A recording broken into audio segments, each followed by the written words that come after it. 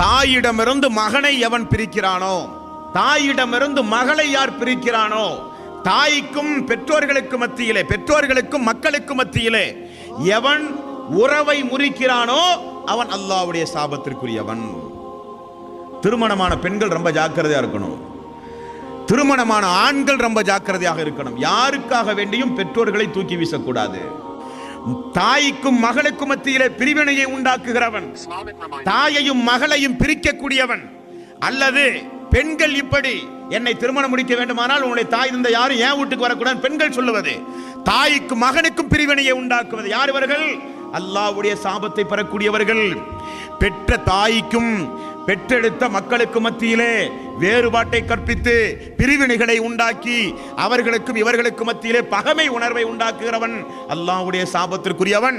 நபிகள் நாயகம் ஸல்லல்லாஹு அலைஹி வஸல்லம் அவர்கள் கூறினார்கள்.